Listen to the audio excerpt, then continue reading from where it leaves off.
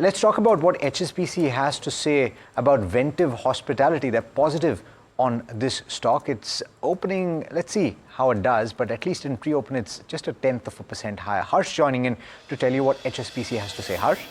Well, it's an interesting note. A bet on hospitality, 19% upside from here. I believe Ventive in that sense has been a slower mover.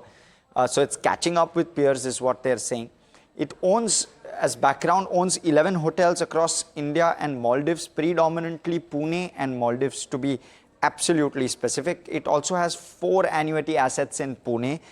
It has 4 hotels which contribute around 80% of the business. Pune plus Maldives combined is 90% of the business. So concentration there. It operates the JW Marriott as well as the Ritz-Carlton in Pune, the Anantara and the Conrad in the Maldives. Now, in terms of hotels, there's a strong upcycle, highest occupancy and average room rates that we're seeing. Levers is that demand is outstripping supply. Currently, the capacity growth is lagging by around 6 to 8%. Over the next 4 to 5 years, that's the estimate. Conversions of unbranded to branded is the other lever, but that doesn't add capacity per se. Urbanization is the other trigger, improving infra and under-penetration overall. All of those factors leading to positivity on the industry.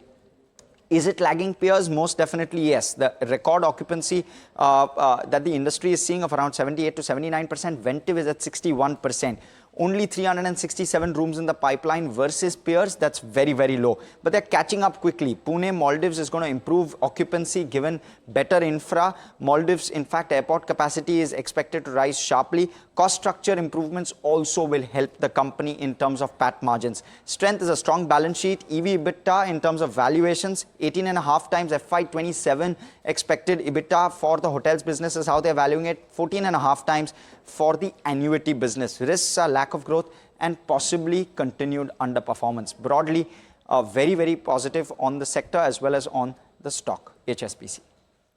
Okay, so I'm just wondering, Kush, anything standing out to you? We're done with the pre-open, and you say repeatedly, don't go by these numbers. And you know, even right now, you've been muttering to yourself, don't go by these numbers. So why do you say that? 1, and 2, anything standing out to you? Chalawa, that's what I call it. The pre-open, GIFT Nifty, and now even the pre-open. I'll tell you why. Because a lot of times, if you've seen in the recent past, what's happened is the pre-open suggests one thing, and the impact is much deeper. So while it's suggesting only 60 points down, I mean, we could open there and then perhaps slip almost immediately. That's my worry. One of the reasons to add to that is that I was actually shortlisting stocks for a or rather just an opening trade.